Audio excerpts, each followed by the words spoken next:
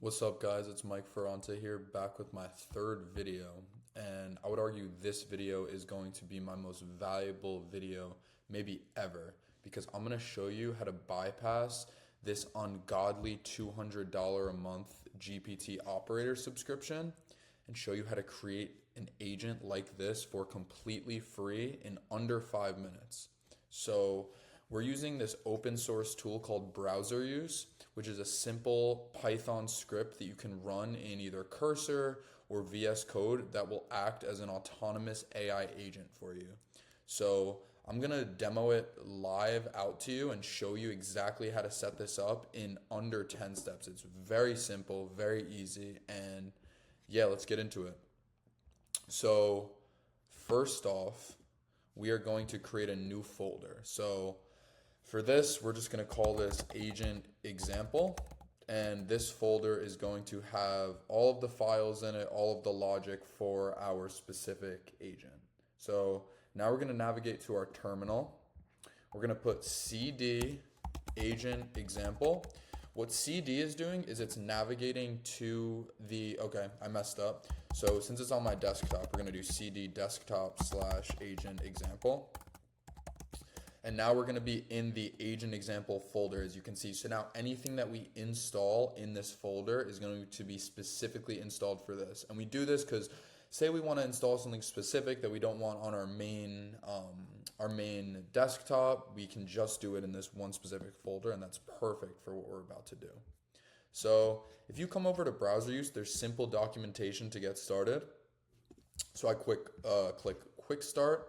And it says first we got to prepare the environment and we need Python 3.11 or higher. I have Python 3.11 or higher. If you don't, there's instructions online that you could find to install Python, and it's very, very easy. So first off, we're going to run this command. Just paste it in. So we just created the virtual environment here, and we can activate it with this command. So I'm just going to copy this directly, and now we're going to activate it with this command. Okay. The command is activated. So now I have these instructions here. For Mac or Linux devices, we're going to, okay, we already did that, so my mistake. Now we're going to actually install the dependencies. So the dependencies are specific packages that we need to actually make this AI agent work.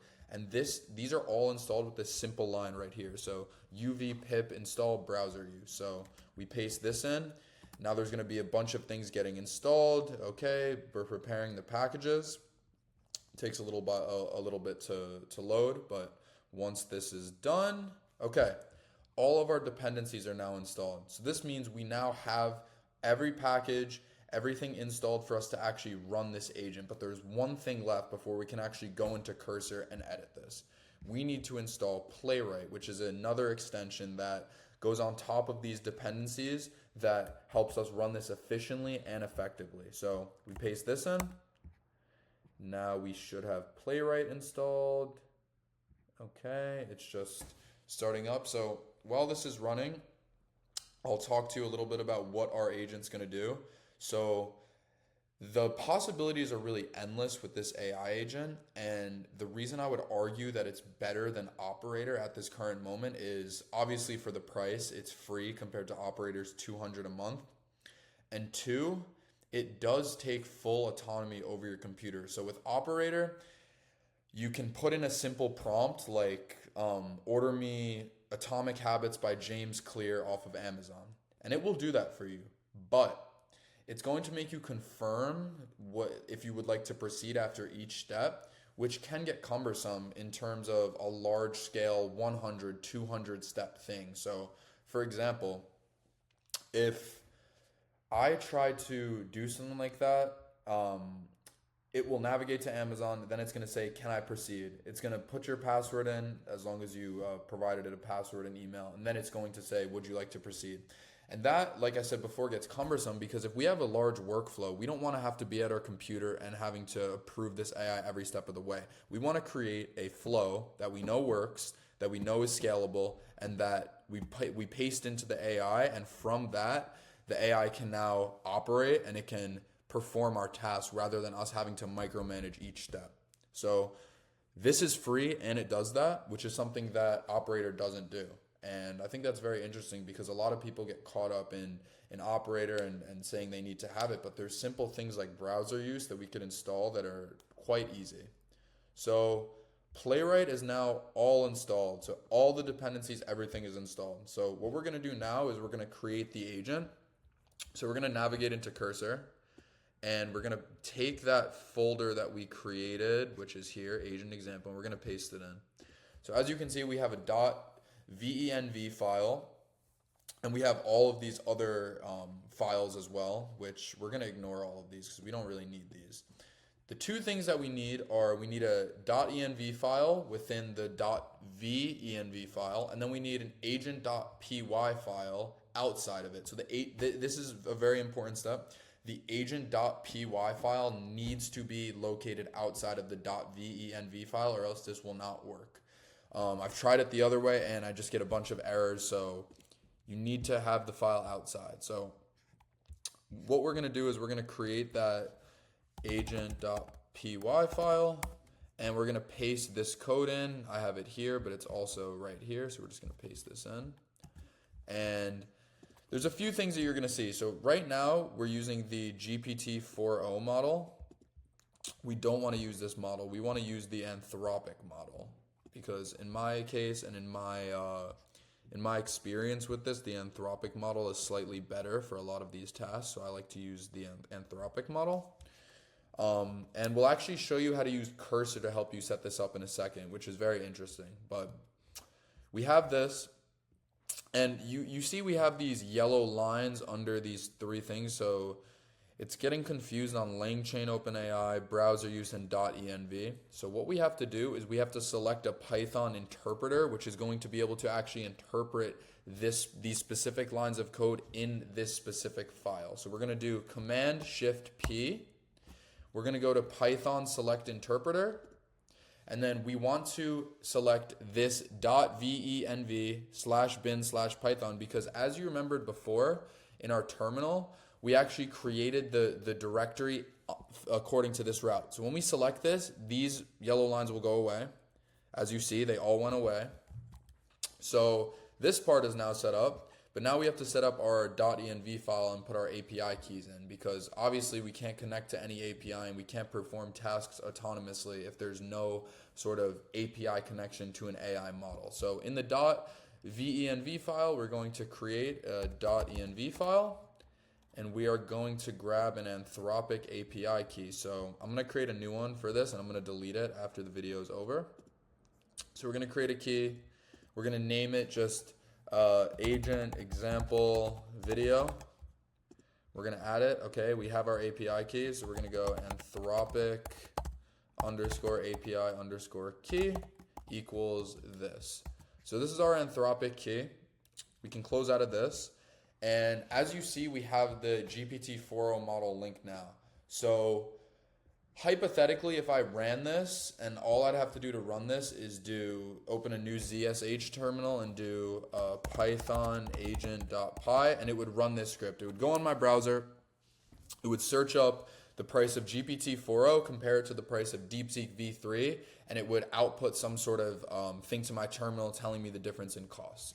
But since I'm using the Anthropic model, we have to switch this logic up a little bit. So if I'm confused and I don't know how to do this, I would just paste this all into the composer on Cursor. So let me move my camera here. We're going to go start up a new composer agent with Claude 3.5 Sonnet 2024-1022, which is the newest model. I'm going to paste this in and say, I would like to use the Anthropic API instead of the OpenAI API.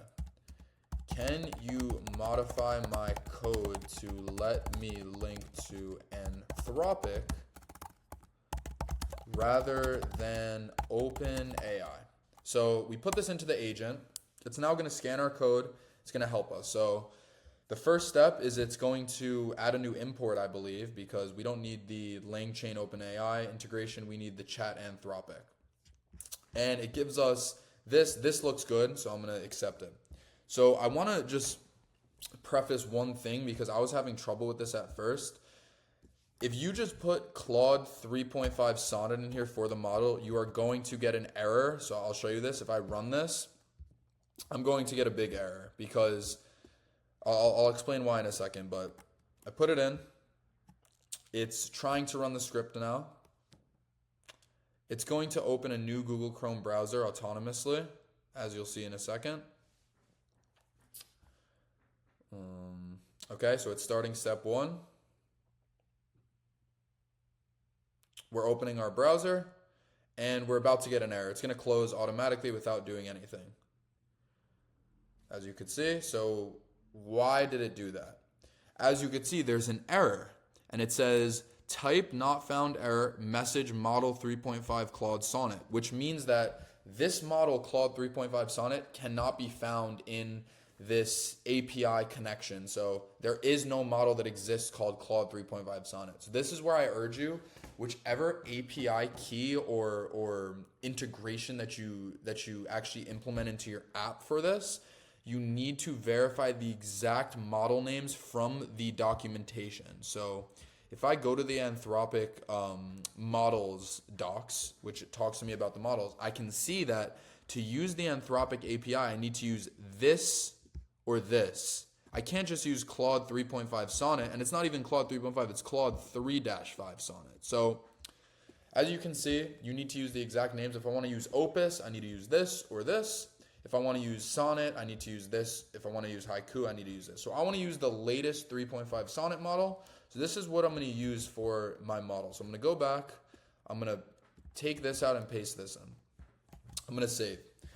I don't want to compare the price of GPT 4.0 and DeepSeek V3. I'm going to do some sport example that's very easy to follow. So I'm going to say your task is to search for the latest news about the 76ers versus the Celtics game last night, which was February 2nd, 2025. Based off this, I would like you to output the final score in the terminal along with any other relevant information in regards to the game.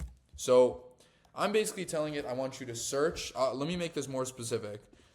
Your task is to search on ESPN, so it knows where to go for the latest news about the 76ers Celtics game last night. Okay, final score and any relevant information. So what this should do when we run it is it should autonomously take over my browser. It should go to ESPN. It should find this 76ers versus Celtics game, and it should output me in my console or my terminal the score and any relevant news about it. So let's try it out. We're going to do Python agent.py, which is going to run it with our new model now that we know works. So we're going to step 1. Let's see what happens. Okay, so it's loading ESPN.com. I'm showing you that I'm not doing anything here. My hands are up. Now it likes to create these boxes around the screen so it can identify each certain element and know which button to click. So I would assume it's going to go to NBA. I'm not sure, but that's what it should do. Oh, it's going to search. So it's going to search. It should put in 76ers versus Celtics and maybe the date.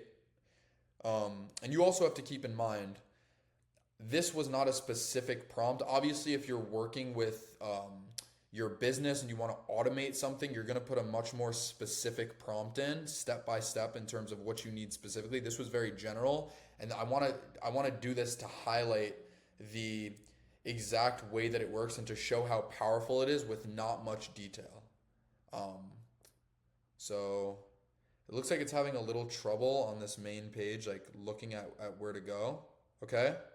And navigated to the NBA. It pulled up this story. Maybe the information will be on this story. Let's see. So as you can see, I'm still not touching anything. I haven't touched my keyboard once. This is taking full autonomy on my computer, which is very cool. Um, Maybe slightly concerning to some because you may think if I don't make the prompt very specific, it could take full autonomy and mess up something or leak something sensitive. But with my experience using browser use, it's um, a very structured output. So it's seeming to run into some issues here. Let's see. It's kind of stuck right here. Um,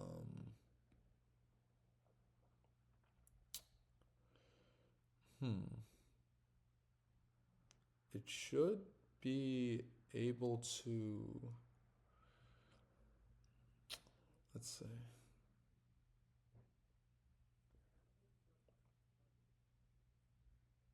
I'm going to give it another 30 seconds to a minute. And if nothing happens, I'm going to close out of this and see what error we're getting.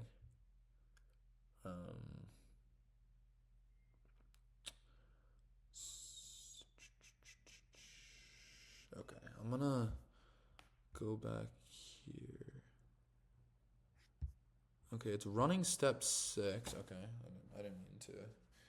Step 6 is being run. It's now trying to extract the relevant information to actually paste to me. So let's see how that goes. We're just gonna sit back. It's a bit slow on this prompt, but let's see.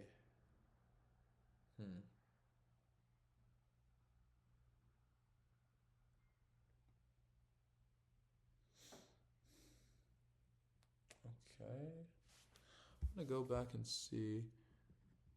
Yeah, so there's definitely an error we're running into.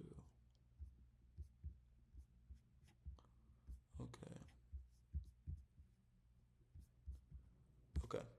So I'm gonna debug for you. I'm gonna show you how I would actually debug this, which is actually a good example. So I am now going to give it a detailed prompt rather than this general prompt. So, wait, I ended it when I closed the browser, and it actually did output me information. Now you see this format. It's not very structured, but as you can see here in my browser, let me make this a little bigger. In my terminal, key details. Final score, Celtics 118, 76ers 110. Key details. The Celtics mounted an incredible comeback down 26. Boston closed the game on a 54-20 run. Jason Tatum led the Celtics with 35 points, shot an impressive 12 for 16. They were shorthanded, the 76ers, and the comeback included a 16-4 run. Task compiled successfully, and as you can see in this Python, in this agent history GIF, it will kind of summarize the task you asked, and then it will break down the steps that it took to reach there. So this is with zero prompting from me in terms of steps that I wanted the AI to take. I just said, find me the score and any key information, and it did all of this, which is amazing.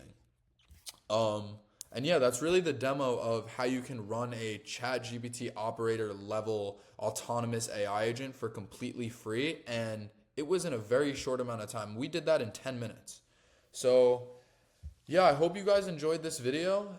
If you did, please leave a comment, like, subscribe, and let me know down in the comments any other ideas you have for AI agents. I love all of this stuff. I'd love to demo out something more advanced for you, like a more advanced workflow with outreach or content automation or anything like that. This was just a more basic example to get the gears going on in your head so you can see the real possibilities with this.